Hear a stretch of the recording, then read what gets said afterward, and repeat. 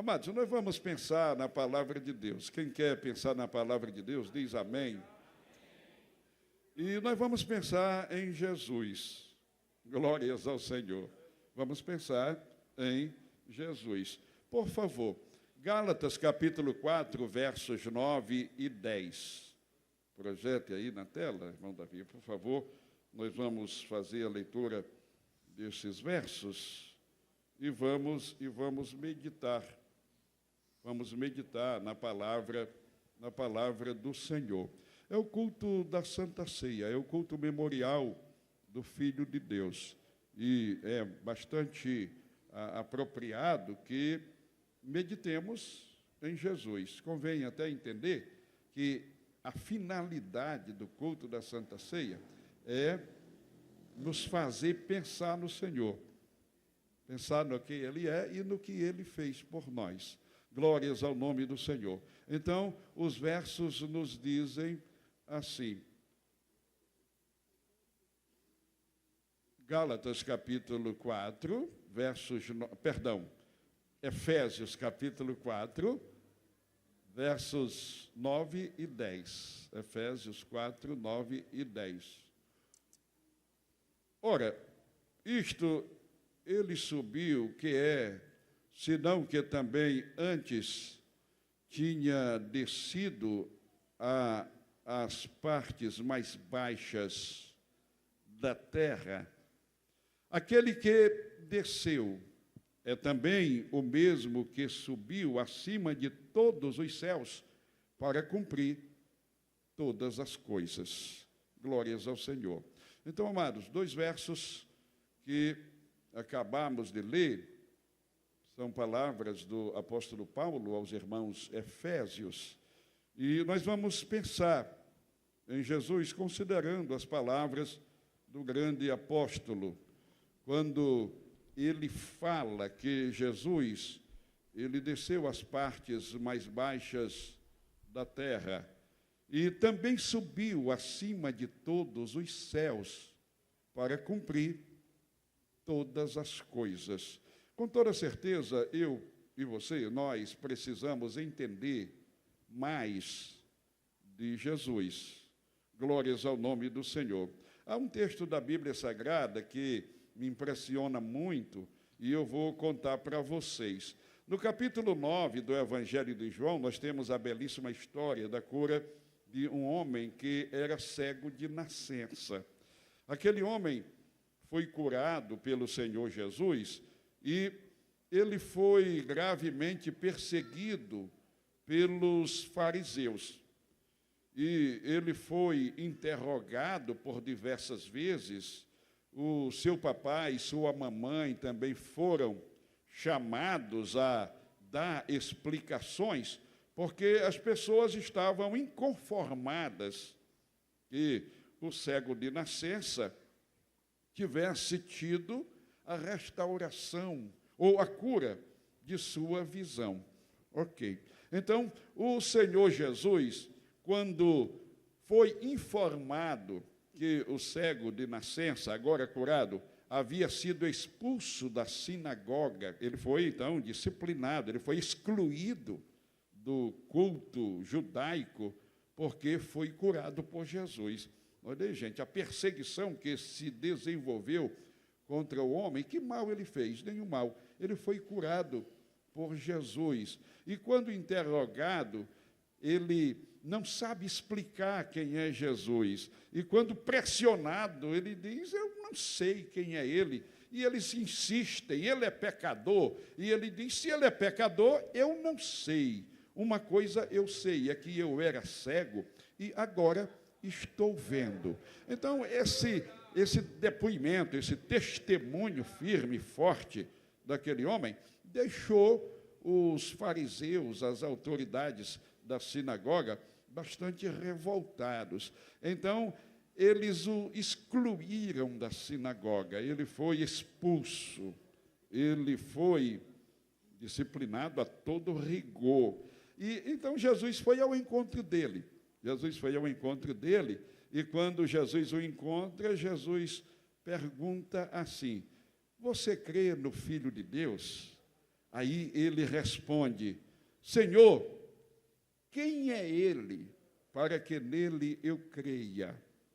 Aí Jesus disse assim: você já ouviu, e sou eu que falo com você. Aí ele disse: eu creio, Senhor, e prostrado ofereceu a Cristo adoração. Louvado é o nome do Senhor. Então aquele homem já tinha até uma experiência muito forte com Jesus, pois ele havia sido curado da cegueira de nascença pelo Senhor Jesus. Mas ele diz com suas palavras que precisa conhecer Jesus para que possa crer nele. E interessante é que esse crer o levou a adorá-lo também. E eu fico considerando que cada um de nós precisa conhecer mais de Jesus.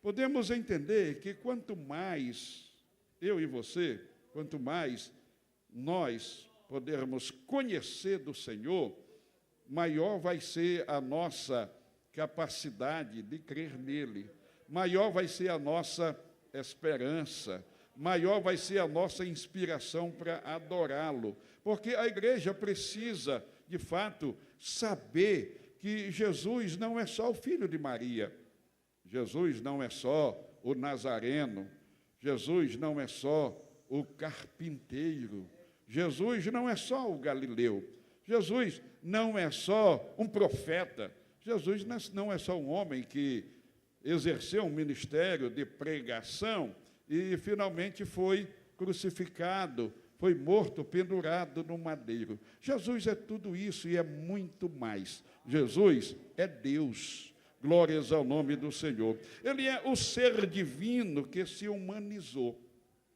Ele é o Verbo eterno. João dá o seu testemunho dizendo: no princípio era o Verbo, e o Verbo estava com Deus, e o Verbo era Deus.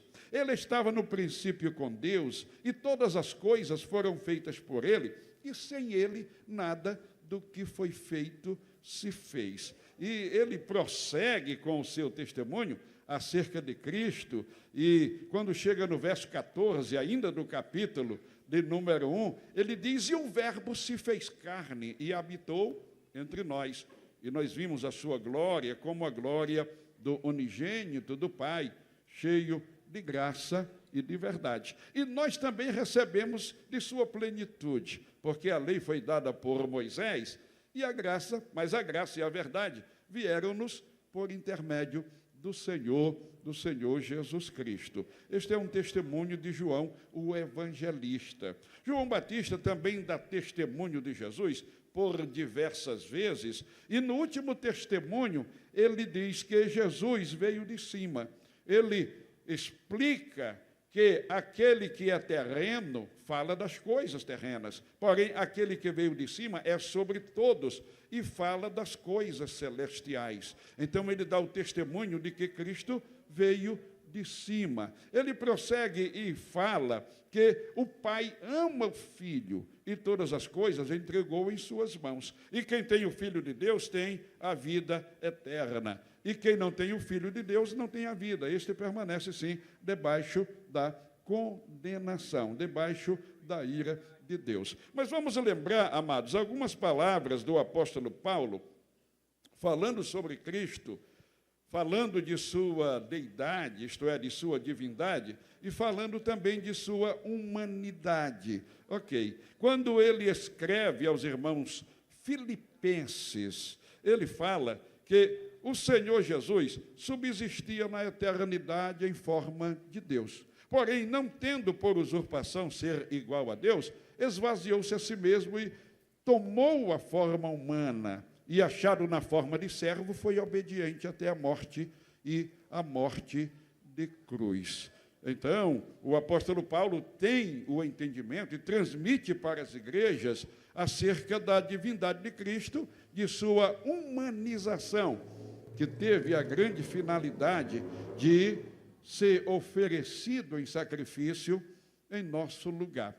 Também o apóstolo Paulo, quando escreve aos irmãos Colossenses, no capítulo de número 1 e verso 17, se referindo a Cristo, ele diz: ele é antes de todas as coisas, e todas as coisas subsistem por intermédio dele. Então, Cristo, ele é o Criador, ele é o sustentador e, mais ainda, o Redentor de toda a criação, de todo o universo. Pois no mesmo capítulo, o mesmo apóstolo fala que Deus, por intermédio de Cristo, e sua morte na cruz, reconciliou consigo mesmo todas as coisas, tanto as coisas que estão nos céus, como as coisas que estão na terra. Glórias ao nome do Senhor, glórias ao nome do Senhor Jesus. Pensando aqui um segundo nas palavras do autor aos Hebreus, no capítulo 1 de sua epístola, ele diz: havendo Deus antigamente falado de muitas maneiras aos pais,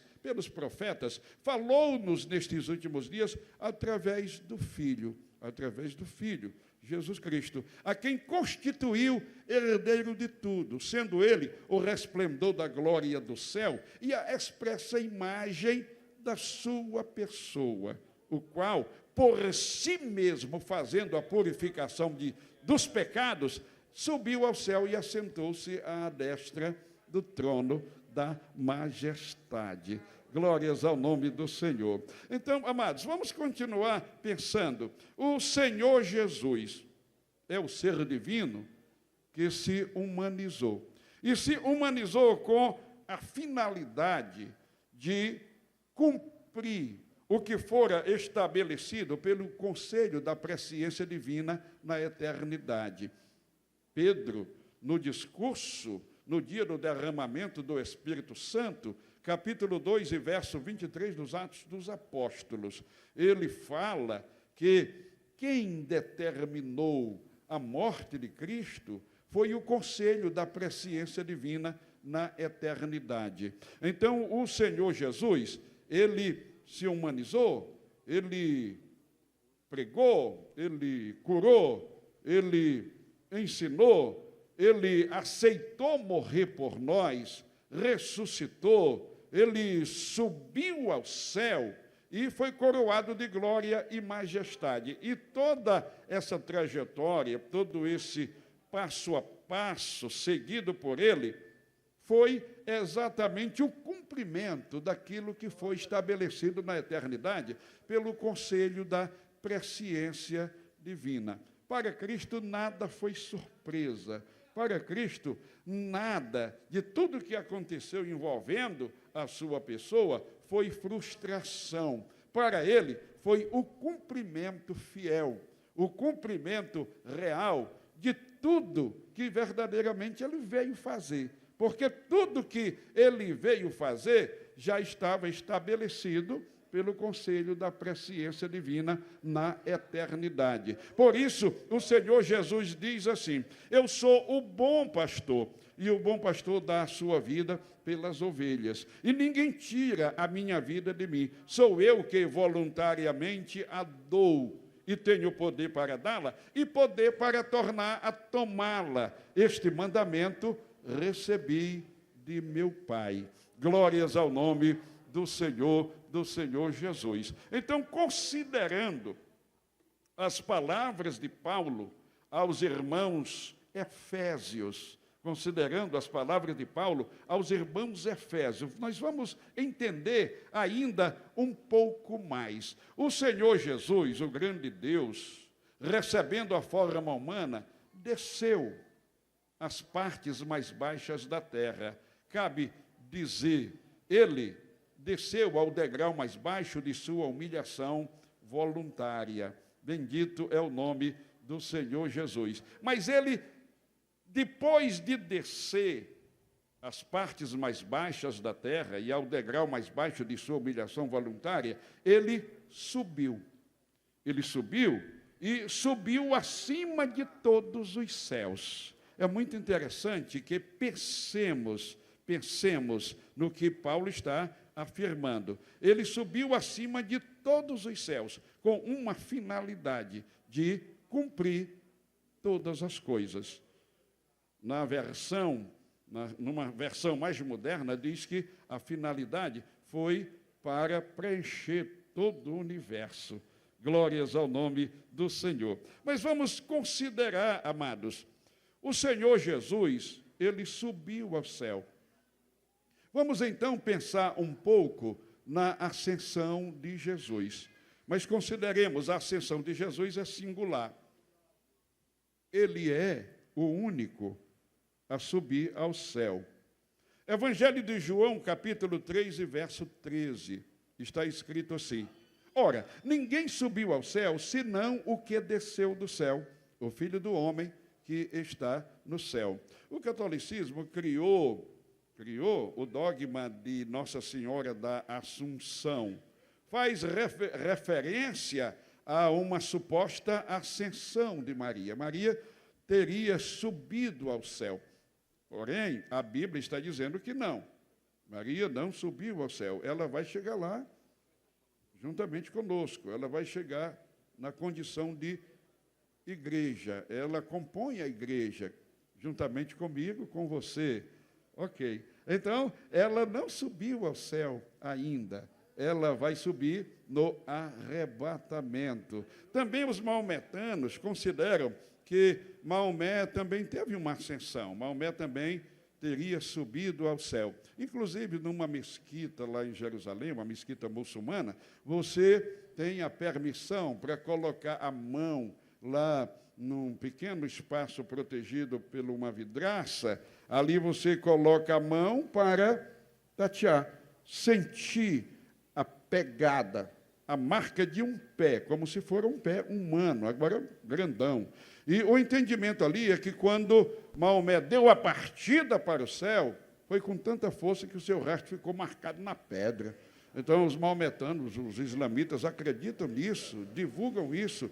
E eu estive ali, tive a oportunidade de colocar a minha mão e sentir ali aquele rastro. Aquele rastro pode ser muita coisa, menos a marca de uma partida para o céu, porque a verdade é a palavra de Deus, a verdade é a Bíblia Sagrada, e a Bíblia Sagrada diz, ora, ninguém subiu ao céu, senão o que desceu do céu, o Filho do Homem que está no céu. Gente, isso é muito lindo, glórias ao nome do Senhor. Gostaria que dissessem comigo, até para que ficasse gravado na mente, e como diz o autor aos Hebreus, na tábua do coração, este lindo verso. Então digam comigo assim, ora, ninguém subiu ao céu, senão o que desceu do céu, o Filho do Homem que está no céu.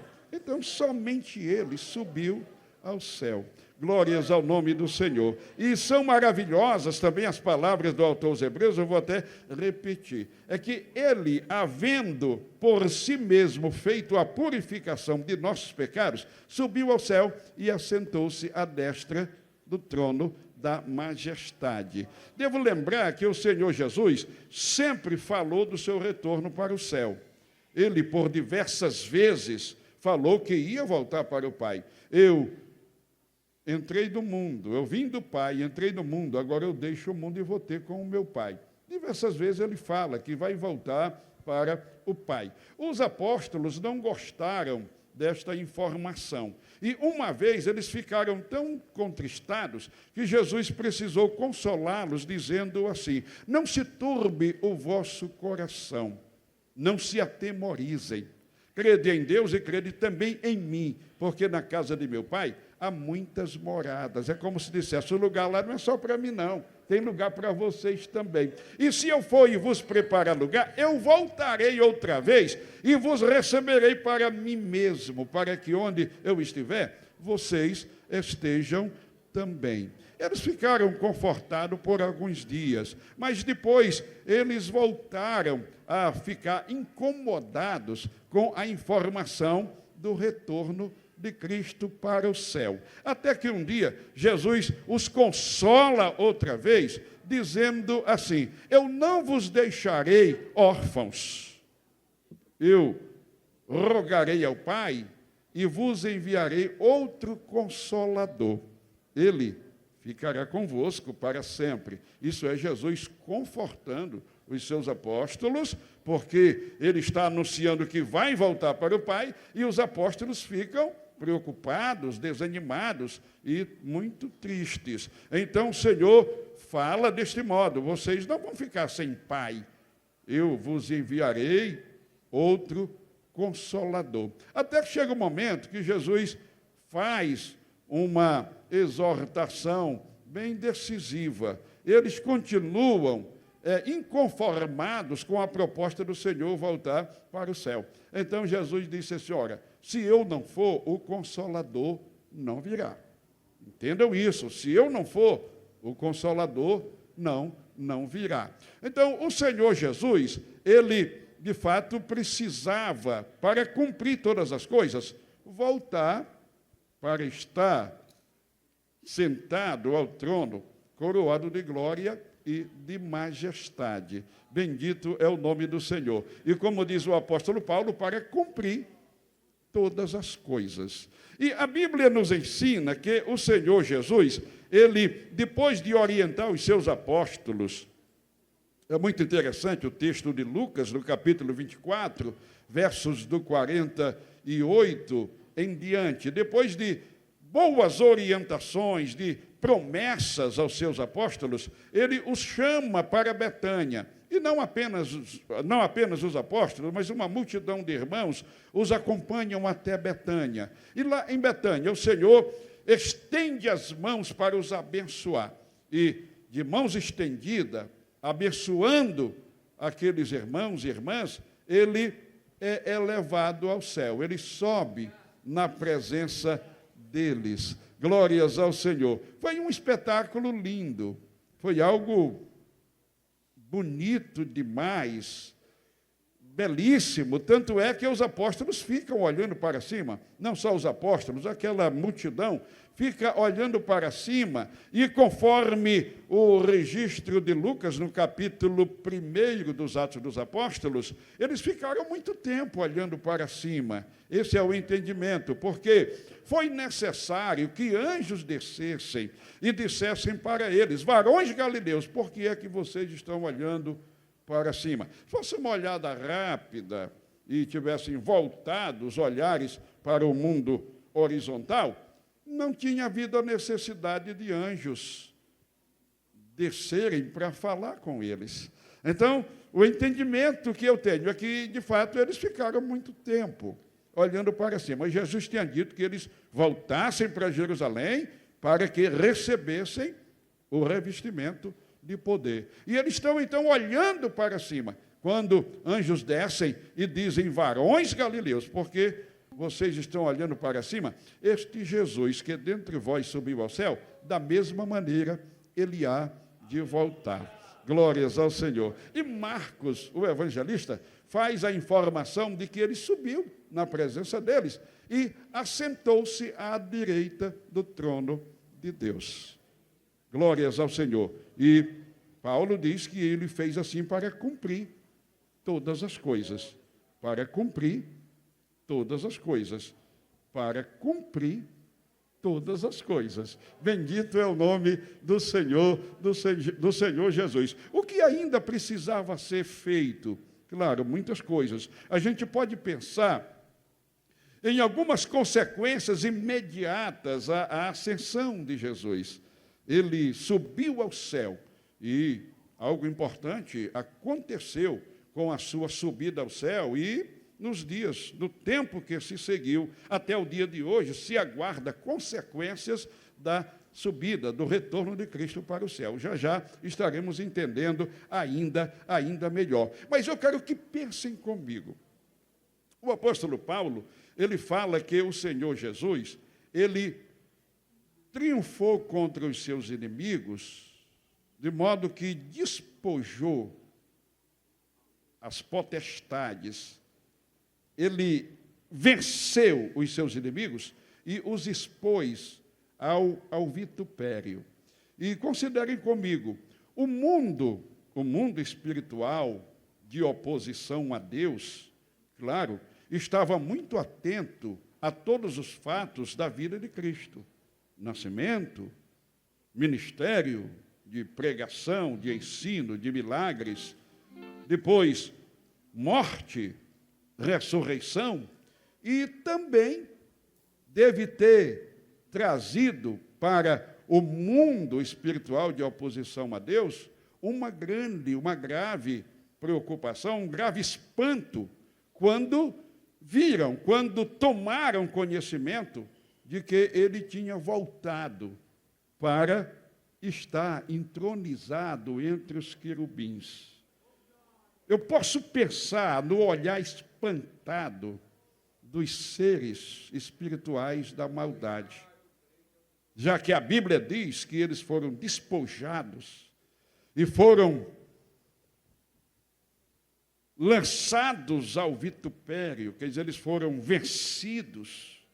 E essa vitória de Cristo sobre o poder do mal, ela foi profetizada no Salmo 110, e a gente vê no Novo Testamento, inclusive nas palavras de Pedro, depois nas palavras de Paulo, o cumprimento da profecia do Salmo 110. Disse o Senhor ao meu Senhor: assenta-te à minha direita, até que eu ponha os teus inimigos por escabelos dos teus pés. E então eu fico pensando, sinceramente, eu fico pensando no olhar de espanto das potestades, no olhar de espanto das hostes espirituais da maldade, no olhar de desespero do próprio diabo, porque Cristo subindo ao céu para assentar-se à destra do trono de Deus, o próximo ato seria trazer os seus inimigos para debaixo de seus pés. E podemos ver como consequência imediata da ascensão de Jesus, o modo, cabe até dizer, o modo efusivo como ele foi glorificado. Ele foi recebido com boas-vindas, com intensa glorificação, porque ele volta vitorioso. Ele venceu a morte, venceu o pecado, venceu o diabo. Ele triunfou contra os seus inimigos e volta vitorioso para outra vez ser coroado de glória e de majestade. A glorificação lhe ocorreu também de outro modo. Vemos nas palavras de Paulo, Colossenses 2:9, porque nele habita corporalmente toda a plenitude da divindade. E aí, o Senhor Jesus, quando é recebido assim com intensa glorificação, que se assenta à destra do Pai, toda aquela glória da qual um dia ele se despiu, voltou para ele e se materializou nele. Nele habita corporalmente toda a plenitude da divindade. Ali Jesus recebeu a exaltação soberana. Exaltação soberana. Bendito seja Deus. Nós estamos falando de Jesus. Isso deixa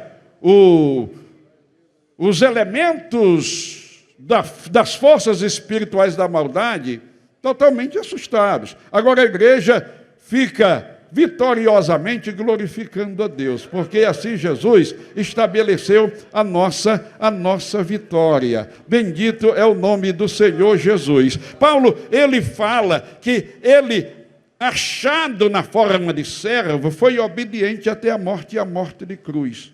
Pelo que também Deus o exaltou, soberanamente deu a ele o nome que está acima de todo nome, para que diante do nome de Jesus se dobrem todos os joelhos dos que estão nos céus, na terra e debaixo da terra. E toda língua confesse que Jesus Cristo é o Senhor, para a glória de Deus Pai. Aleluia! O Senhor foi assim exaltado soberanamente, imediatamente a sua ascensão, a sua chegada no céu. Pois ele ali chegou, e como diz Paulo, acima de todos os céus. E como diz o autor aos Hebreus, tomou assento à destra do trono da majestade. Então o nosso Cristo está vivo, o nosso Cristo é o Todo-Poderoso, o nosso Cristo reina e logo ele virá para nos receber para si. E nós também haveremos de reinar com ele. Glórias ao nome do Senhor. Amados, assim o Senhor Jesus, ele é constituído como o juiz de todos. Constituído como juiz de todos são palavras de Paulo no seu discurso no Areópago. Pedro, na casa de centurião Cornélio, fala que Cristo foi constituído juiz dos vivos e dos mortos. Bendito é o nome do Senhor Jesus. Então, ele, entronizado entre os querubins, sentado à direita do Pai, coroado de glória e de majestade, ele é o Senhor soberano do universo. Ele é o Rei da glória. É o Senhor forte e poderoso na guerra. E se eu considero que o meu Cristo é assim, se eu reconheço que o meu Cristo é assim, se eu creio que Ele é o Senhor soberano, que motivos eu teria para desanimar? Que motivos eu teria para desistir? Que motivos eu teria para voltar atrás? Nenhum motivo. Nós estamos cheios de motivos para prosseguir a jornada. Glórias ao nome do Senhor. Nós estamos cheios de motivos para uma fé cada vez mais aquecida, uma esperança, aleluia, cada vez mais firme, e todos tomados de uma alegria radiante. O nosso Cristo é vitorioso e nós também somos vitoriosos.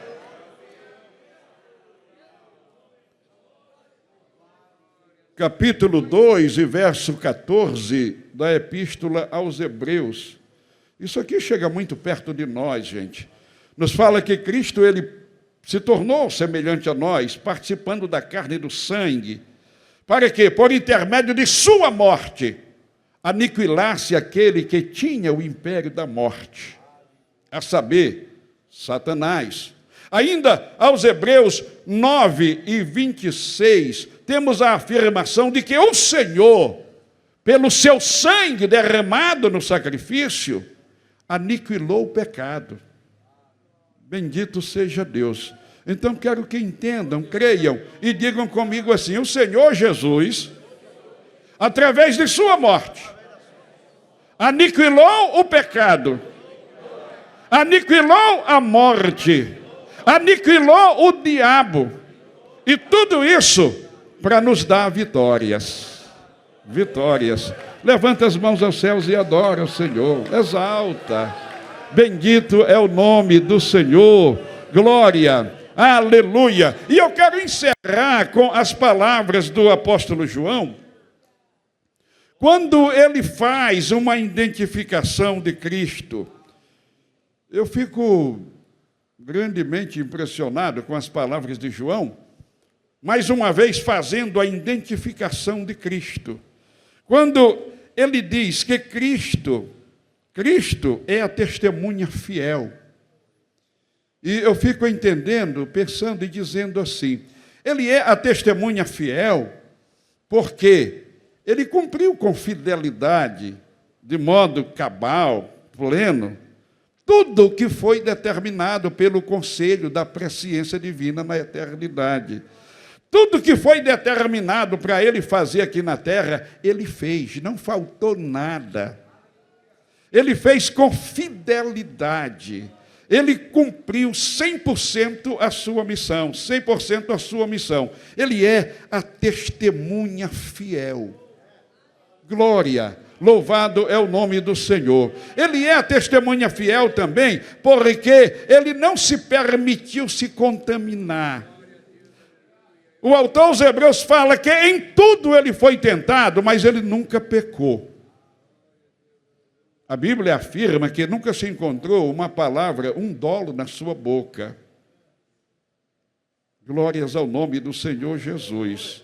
E um dia, ele observou que vinha ao encontro dele um grupo de sábios gregos, um grupo de filósofos gregos, e o Senhor, ao olhar para eles, viu que o diabo estava no meio deles. Aí ele disse assim: está chegando aqui o príncipe das trevas, porém, nada ele tem em mim. Aí você deve pensar e considerar comigo. O diabo, com toda a capacidade que tem de sujar, de produzir maldade na vida das pessoas, ele não conseguiu colocar um ponto de sujidade nas vestes espirituais de Cristo. Cristo, os inimigos de Deus digam dele o que quiserem dizer. O mundo está cheio de pessoas que blasfemam contra Deus, contra o Espírito Santo e o seu Filho Jesus Cristo.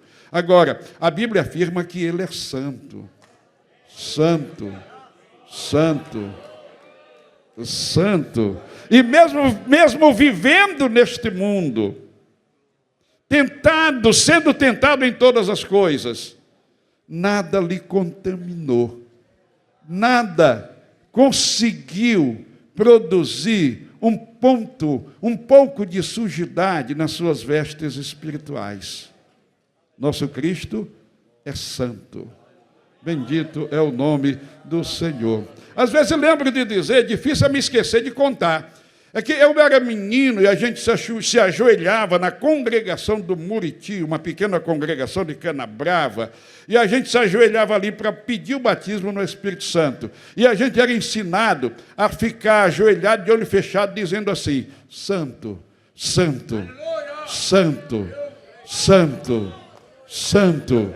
E Jesus batizava um ali, outro ali, outro ali. Daqui a pouco o fogo estava aceso e todo mundo dizendo: Santo, Santo, glória, bendito é o nome do Senhor, bendito é o nome do Senhor Jesus. Mas João, ele prossegue na identificação e diz assim: ele é o primogênito dentre os mortos.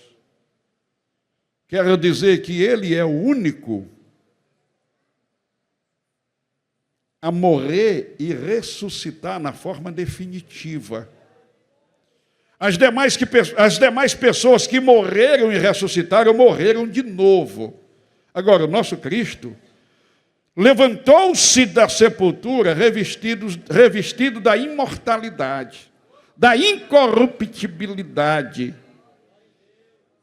Foi revestido também da glorificação. Subiu ao céu e recebeu a exaltação soberana. E foi constituído o modelo padrão da ressurreição dos santos. Todas as pessoas que ressuscitarão para a vida eterna, ressuscitarão revestidos da imortalidade, da incorruptibilidade, também receberão a glorificação. Nós não receberemos a exaltação soberana, mas nos assentaremos no trono de Cristo, assim como ele venceu e assentou-se no trono do Pai. Quem tem esta esperança, glorifica o nome do Senhor Jesus. O apóstolo prossegue fazendo a identificação de Jesus e fala que ele é o soberano dos reis da terra. Ele é o maioral, ele tem o poder soberano, ele tem o domínio, ele reina sobre tudo e sobre todos. Este é o meu Senhor, é o teu Senhor, é o nosso Cristo. Ele tem a autoridade soberana sobre tudo, e já foi proclamado Rei dos Reis e Senhor dos Senhores. Em quarto lugar, o apóstolo ainda identifica Cristo como sendo aquele que nos ama. E, em consequência deste amor, ele nos lavou de nossos pecados no seu próprio sangue. Quero que pense aí meio minuto e considerem esta verdade. Você que já foi lavado pelo sangue de Cristo. Considere a grandeza desse amor. Aquele que nos ama e em seu sangue nos lavou de nossos pecados. E aí você pode pensar comigo e entender o seguinte: eu era muito sujo. A sujidade era muito grande, era muito intensa. Para descrever a sujidade do pecado, Deus fala que o ser humano estava ferido da planta do pé ao alto da cabeça. Tudo quando é ferida, e ferida não tratada, ferida com pus, é assim que Deus descreve. Mas ele de imediato acena com a chegada da purificação. Ele chama a nação judaica e, enfim, o mundo para considerar o que ele pode fazer. Vinde, pois, e arguei-me, diz o Senhor, que ainda que os vossos pecados sejam como escarlate, se tornarão brancos como a neve. Ainda que sejam como o carmesim, se tornarão brancos como a lã. É o anúncio da chegada do Redentor, daquele que, com o seu sangue, haveria de nos lavar de nossos pecados.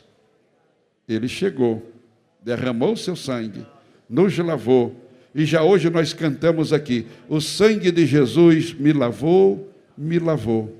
O sangue de Jesus me lavou, me lavou. Alegre cantarei, louvores ao meu Rei, ao meu Senhor Jesus que me salvou. Aí eu pergunto, onde estão os lavados pelo sangue de Cristo?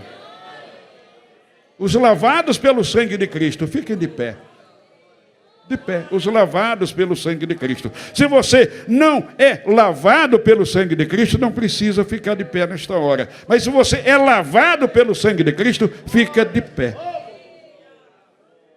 Estou encerrando a mensagem, mas eu quero lhe convidar a um momento de adoração intensa ao Cristo que nos ama e em seu sangue nos lavou de nossos pecados. E o apóstolo prossegue dizendo assim, e nos constituiu reis e sacerdotes para seu Deus e seu Pai.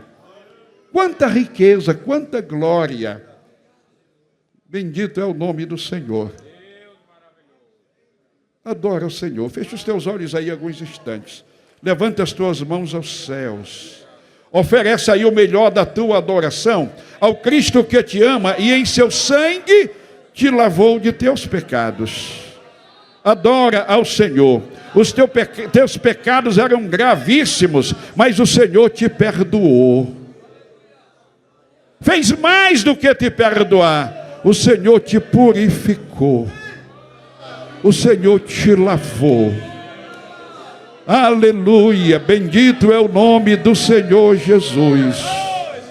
Exalta o nome de Cristo. Bendiz ao Senhor. Aleluia. O Senhor que desceu do lugar sublime ao lugar mais baixo da terra, ao degrau mais baixo de sua humilhação voluntária e morreu em nosso lugar. Porém subiu acima de todos os céus para cumprir todas as coisas. Ele é Rei, Ele é Senhor, aleluia, Ele reina e não demora, Ele virá para nos levar para si.